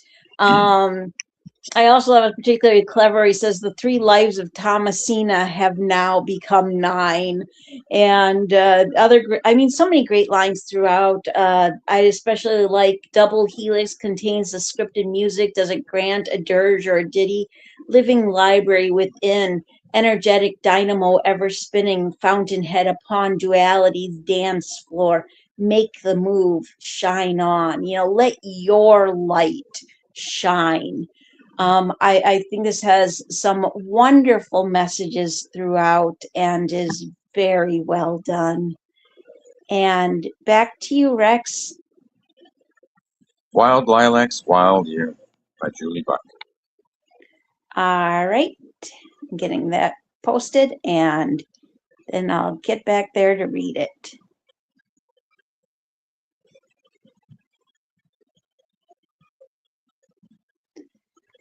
Wild lilacs, wild you, and me sitting under an aspen tree. A full buck moon, it's July, snow lingers on tops of mountains in the horizon. I drink up the view, I drink up you when you pour a second glass of red wine for me. It's like you're spilling out our entire history. Our emotions are naked. We're clutching and clinging to each other in the bottom of the wine glass. Are we high on life, on Merlot, or each other? The night is placid, amiable, yet my need to bleed is strong. Darling, you would tell me if something's wrong, wouldn't you? end poem. Great, And Reed. thank you. Well, I like how she's drawn that picture out with right to that. No, where was right to that question: Are we high on life, on Merlot, or each other? But everything to that point is quintessential to the picture itself. It offers up that note of surety in what is seen is what is felt and what is offered. And but you get to those last four lines, all of a sudden the doubt creeps in, and the question is answered. Why? Because she can't live without asking that question to make sure that the surety is real and doubt that is creeping in is just a curse on the mind, so to speak. Or you can point because it hits on that note. My need to bleed is strong. It might be the idea of uh, self-destruction and the need to be the first to do it. Oh, absolutely. Absolutely. Great comment there, Rex. Yeah, that definitely that one line does really connect well with the artwork. The question asked, are we high on life, on Merlot, or each other? Um, I like that this is one of those pieces where you can see the inspiration taken from the artwork, and yet it's the same time, it's a standalone piece. I like the mention of the full buck moon, the idea of the Native American moon of July, which is called the buck moon, which also works really well because it's Julie's, I would say, either real last name or made up last name. You never know in all poetry, and so. But yeah, I think. And I like the twist at the end. Julie's really good at putting twists at the end because it seems like it's all sweet and romantic and everything's going fine. But then in those that last two couplets, the night is placid amble, yet my need to bleed is strong. Darling, you would tell me if something's wrong, wouldn't you? So it's that idea that when everything feels right, something has to be going wrong sooner or later. It's the idea of being filled with doubt, or the idea of not trusting when things seem to be going right. So excellent write by Julie, and very well done. All right, back to you, Rex. All right.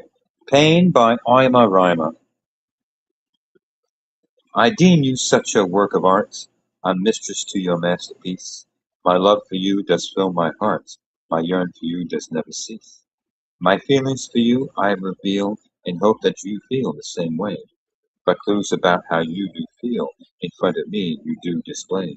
And what I sense does make me sad, which I tell you, then you tell me. I want too much, this makes me mad, that I a pain to you do be. Fire in my heart for you I yearn, cause in me such case of heartburn.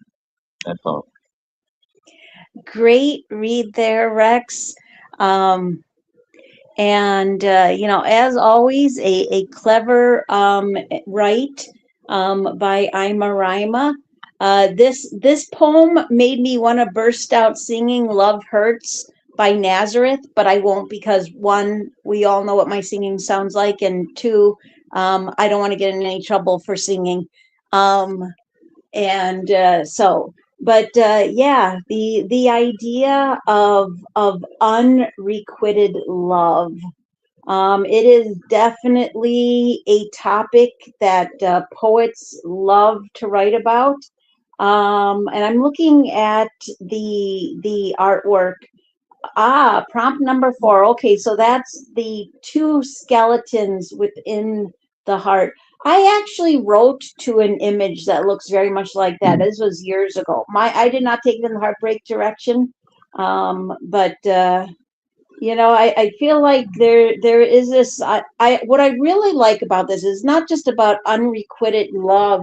It's about trying to read the non-verbal clues. And I think what happens to many of us, maybe not as we get older, maybe as we get older, we get a little wiser, not always, but sometimes, when we have a crush on somebody or we're in love with somebody, everything they do, we can interpret, as potential for, oh, they're doing this nice thing because they're in love with me. And it's like, well, maybe they're doing this nice thing because they're just a nice person.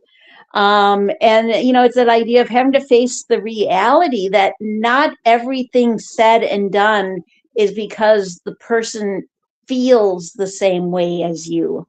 So excellent right by Ima Rima, and very well done. And your thoughts, Rex? I do like the finish, the twist, and the play on the words themselves, because it reads both literally and figuratively.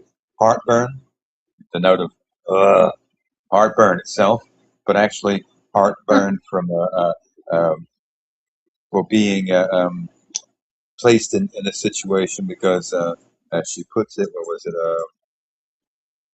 But clues about how you do feel in front of me you do display, and what I sense does make me mad, which I tell you, then you tell me. I want too much, this makes me mad, that I, a pain to you do be. And then fire in my heart for you I yearn, causing me such case of heartburn. I like that twisted figurative that walks in truth as well as the metaphor on the back end. Oh, absolutely. Absolutely. Great observations there, Rex. Um, Great comment. And yeah, I mean, it wasn't like there was a huge response in this contest. I mean, a decent amount, 17. But I tell you, there are just so many amazing writes that really connect well with the artwork. So I really appreciate that. Um, all right. And what do we got next, Rex? Feeding the monster by truth chills. All right. Back to where I need to be. And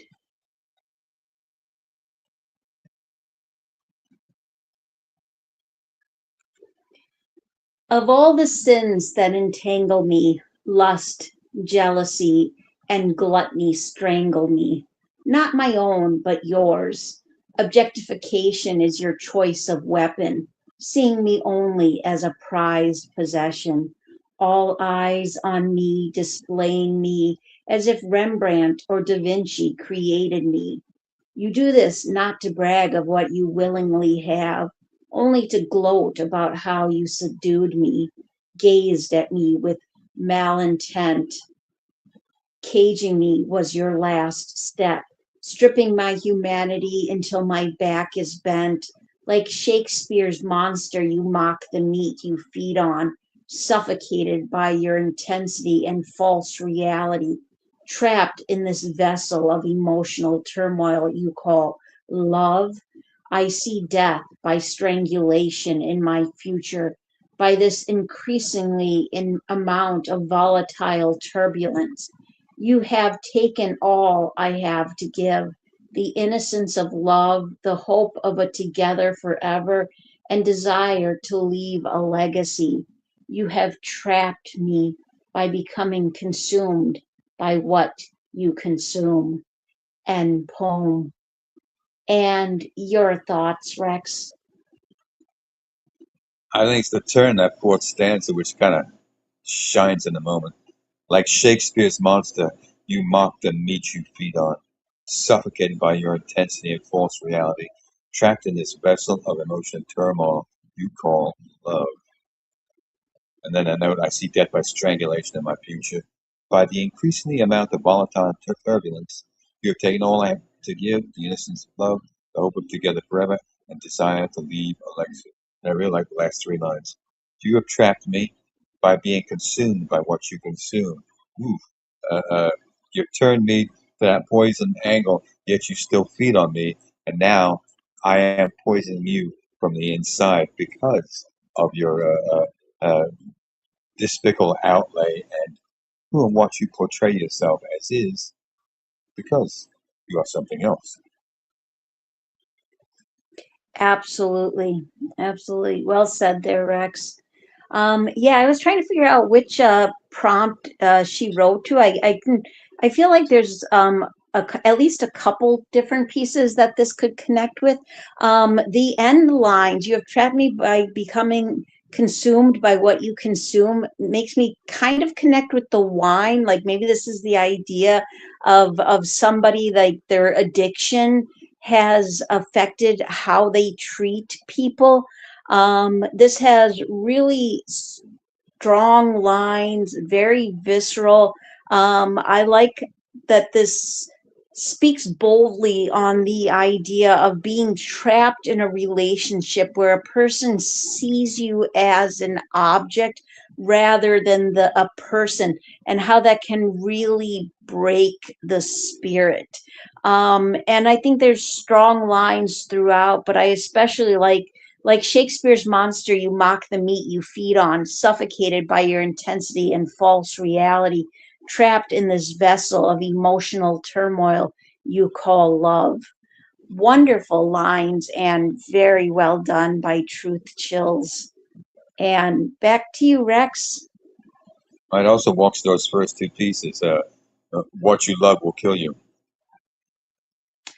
Oh, yes, yes, absolutely. Yeah, and really, yeah, that makes sense, especially with the skeletons.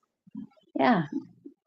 Very cool. Very cool. Yeah, I wouldn't be surprised if she was inspired, honestly, by a multitude of the artwork. So, absolutely. All right. And what do we got next? To communicate by Peter Solar.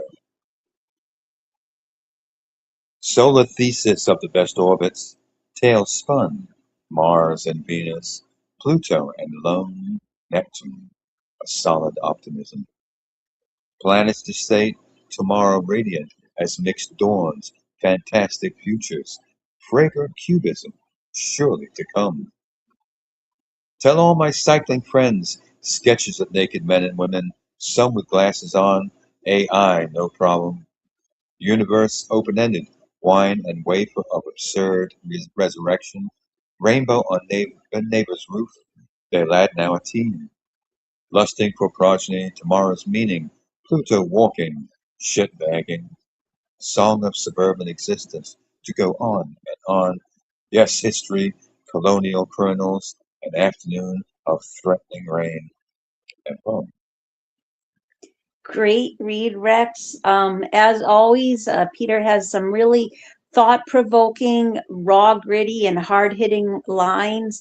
Um, Wonderful imagery and metaphors. I have a great appreciation for his observations made on not only the artwork but on life and history. Um, I really like how, to me, part of what this speaks on, especially within the first couple stanzas and the fourth stanza, is the idea that the universe isn't always what we expect. Like there's when it comes to the universe and even to our own lives, there is so much to be explored, so much to be understood. Um, and I think there's great lines throughout. Um, but I did especially like the bite and tell all my cycling friends sketches of naked men and women, some with glasses on, AI, no problem. And then lusting for progeny, tomorrow's meaning, Pluto walking, shit bagging. The idea that sometimes, in the search for meaning in life, all we end up doing is just, I don't know, picking up the crap. So, excellent write by Peter Solway and very well done. And your thoughts, Rex? Man, it's on that idea of the art of communication itself.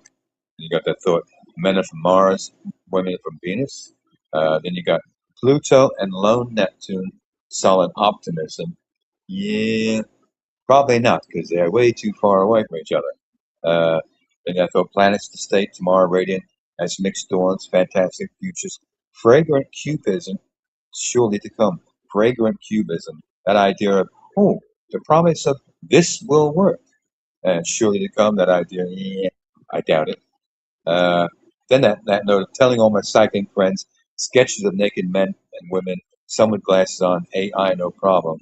So again, that note of communication, AI offering up that new note by you telling it what you're looking for and what you want in the picture itself.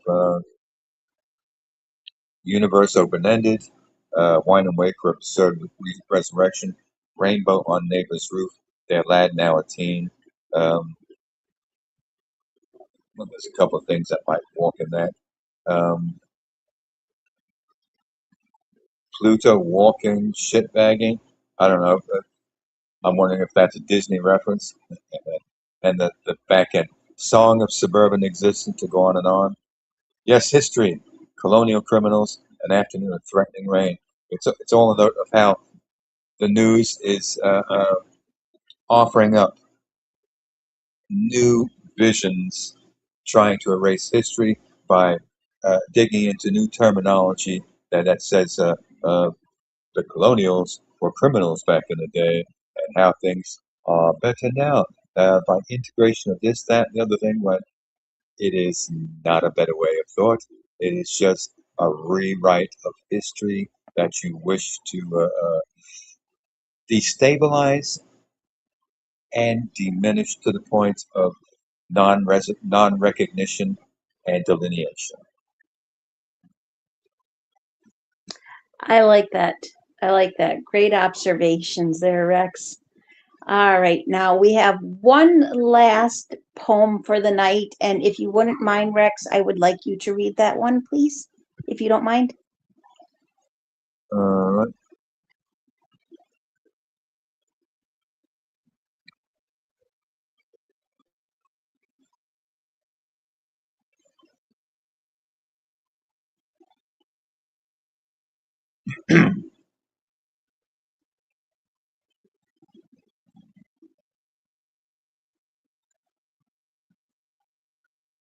I think we only have one left, don't we?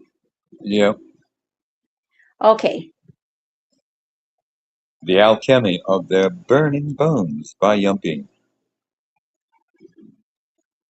They met where daylight thins, a place without a name, a clearing carved by ancient sins and lit by their enduring flame. The sun arrived in molten gold, her ribs humming with lustful heat, and every truth he never told, each one a coal beneath his feet. The moon stepped out in silver dust, her spine her spine a curve frozen in prayer. She carried night from cosmic rust, a burden borne upon fractured air. They touched, and something in the dark rekindled a forgotten breath that darkness once destroyed. The trees leaned in, the world grew stark, the wind faltered, trembling like a truth untold. For alchemy is never kind, it chills the bone, it burns with fire, it melts the marrow from the mind, and shapes the ruin of desire. The kiss was not a kiss at all, but fusion, bright and bearable. The sky turned white, the stars did fall, trembling in broken pallid parables. And when the blaze at last withdrew, the clearing held a different truth. Two shadows fused in love anew, awaiting wonders of forgotten youth. The stars themselves not see, a glow beyond the forest line, a pulse of gold, a scent of sea, two figures fused in something divine, neither flesh nor flame, reborn, sun and moon, in bone and flame, reborn by what they dared to claim. And poem. Great read there, Rex. And what a beautiful, just amazing rhyming poem by Yumpy. I'm so glad that he was inspired by the artwork. This has a wonderful rhythm to it, amazing imagery and metaphors. I really like how this speaks on transformation, a journey of transformation and growth, which isn't always easy. In fact, can oftentimes be quite painful. But there's this idea of healing and strength found when two people reach out to each other and claim what the love that they deserve, or even the idea of just claiming whatever it is that's going to help you in your journey of healing, whether it's love or inner strength or a better understanding of self. And I thought there was great lines throughout, but I especially like, for alchemy is never kind. It chills the bone, it burns with fire, it melts the marrow from the mind and shapes the ruin of desire. Their kiss was not a kiss at all, but fusion bright, unbearable. The sky turned white, the stars did fall, trembling in broken, pallid parables. Wonderful lines and very well done by Yumpy. And Rex, you did a great read of that. Your thoughts? Um, I like the illusion of the sun and the moon, the idea of two total opposites, because even though they hold the very same space, they can never hold the same space together at the same time because of whom what they are. They're bound on different spheres, forever chasing one to the other, never meeting in the twain. So I like that note. Yet he rolls on the idea of alchemy. Ah, of alchemy. And there was one bunch of lines in this that I really liked. The kiss was not a kiss at all, but fusion, bright, unbearable. The sky turned white, the stars did fall, trembling in broken pallid parable. Oof. Truth be known, if that was the two bearing the note of action meeting, yeah, that would be one hell of a cataclysm. But this walks on the note of simplicity in the opposites attracting to the point where they combine in the moment, solidifying their existence and birthing something new on the other side. Absolutely. Absolutely. Well said there, Rex. Great show tonight, Rex. Thank you, as always, for being an amazing co host. Thank you to everyone who wrote for the show, is listening now, or will be listening later. We truly appreciate you all. Thank you to Robbie, Angela, Monty, Yumpy, Vizago, Kate, and everyone else who hung on the board. We always appreciate the time and rights shared. Make sure to join Fill My Eyes and Intimitus Rex tomorrow night, Friday, 10 p.m. Eastern U.S. time, for open poetry. Um, Readers and commenters welcomed, as well as always, listeners. And make sure to keep an eye out on the contests and topic boards put up by our late night poets, hosts, and hostesses, because you're sure to find something to inspire. Have a wonderful night, everyone. Have a wonderful night, Rex. Good night, gang.